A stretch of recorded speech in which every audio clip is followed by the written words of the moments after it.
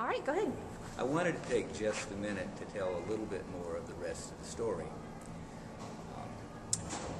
After college, I went to graduate school at North Carolina State University in Raleigh, which is close to the small town of Cary, where Bill Bland was living.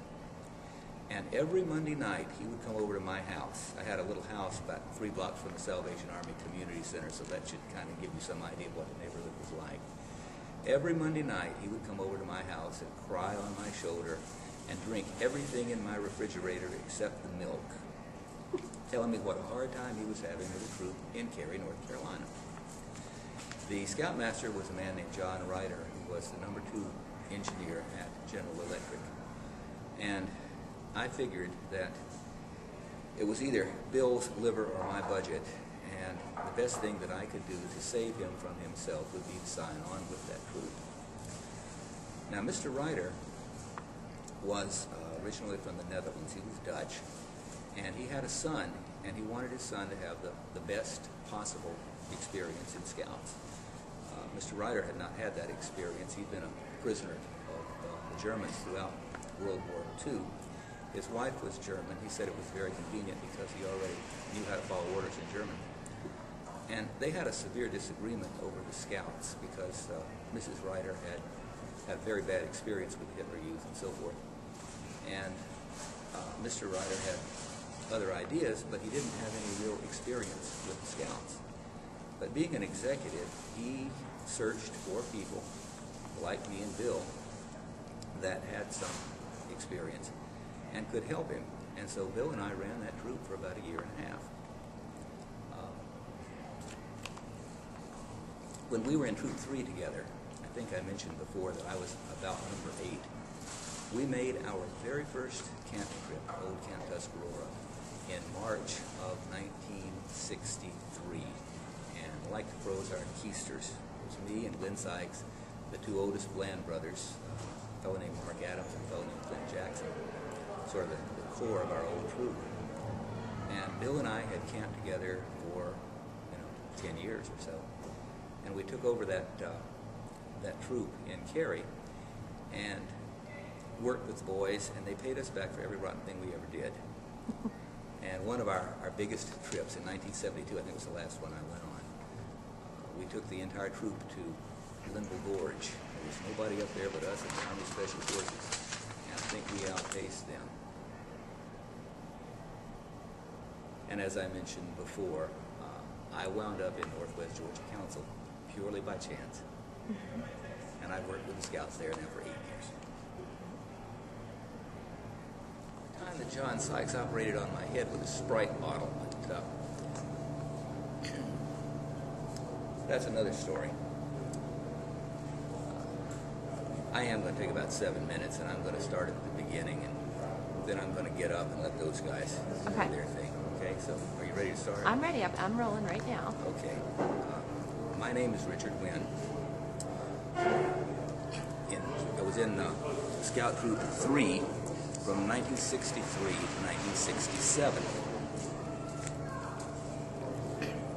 In just a minute, you'll see a friend of mine named Glenn Sykes. He was my best buddy in Scouts. And way back in the 1940s, my father and Glenn's grandfather worked together. They worked together at Oak Ridge, Tennessee during World War II. And when we first moved to Goldsboro, North Carolina, we shared a house with Glenn's grandfather. And Glenn and I were in the Cub Scouts together. It was Cub Scout Pack 3, sponsored by the First Presbyterian Church. I lived in a different town. I lived in Pikeville, North Carolina. And I started scouting in, I believe it was Troop 15 in Pikeville. And it wasn't the greatest scout troop in the world. And I was in it for a year or two and got kind of disillusioned and got out. Well, Glenn and I went to Sunday school together. And the scout troop, Troop 3, had sort of it had sort of dissolved itself.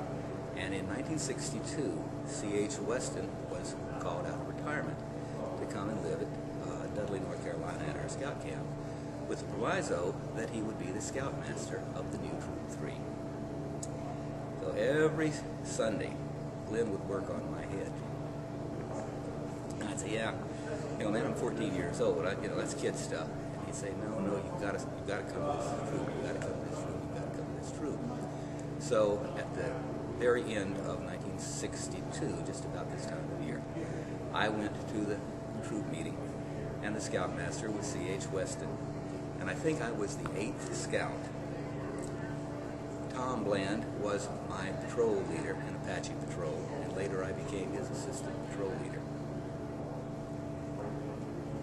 And I was in the troop for 4 years, and I was the first Eagle Scout of the new Troop 3. And there's a picture of me in there in the exhibit and so on and so forth. But my real claim to fame came, 1967. I turned 18 when I was still in high school, which is a much better deal than turning 21 in prison, but nobody ever writes a country western song about it. And my ancient, old, antique scoutmaster put his arm around my shoulder and said, I want you to sign on as my assistant. And I said something like, no way, I'm done with scouts.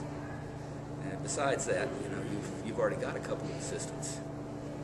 And anyway, that's a job for grown-ups. He said, you're a grown-up now. And I said, that's not what you told me the last time you shoot my butt. And he said, don't get smart with me, besides you owe me, kid. So I signed on as his assistant. Now, he already had 2 assistants, but one of them wasn't very dependable. And the other one was just a super guy, Ray Whitford, 10 times better than I'll ever be. But Ray had to go out of town frequently, and in the event, he had to go to California during the summer. So, for most of that spring, it was basically me and Mr. Weston and the scouts, and Mr. Weston died.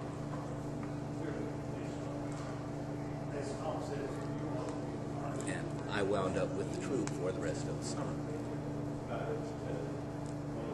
And there's a long and involved story about that. We went off to summer camp, and it was hurricane season, and it had come up a great big storm, and it knocked out all the power to the camp, and some of the parents got really worried. And they called Ray, who was back from California by then. He said, aren't you worried? And he said, no. He said, aren't you going to go out to the scout camp?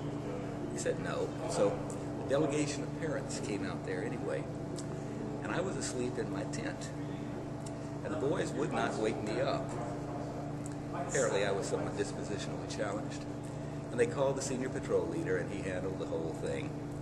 And they found the boys in question, and the parents asked them, are you okay? And they said, sure. I said, don't you want to come home? They said, no. And they said, are you wet? They said, what do you think? This is Troop 3. It had rained or snowed on every one of our camping trips since October 1963, and this was the summer of 1967. Well, fast forward about 40 years.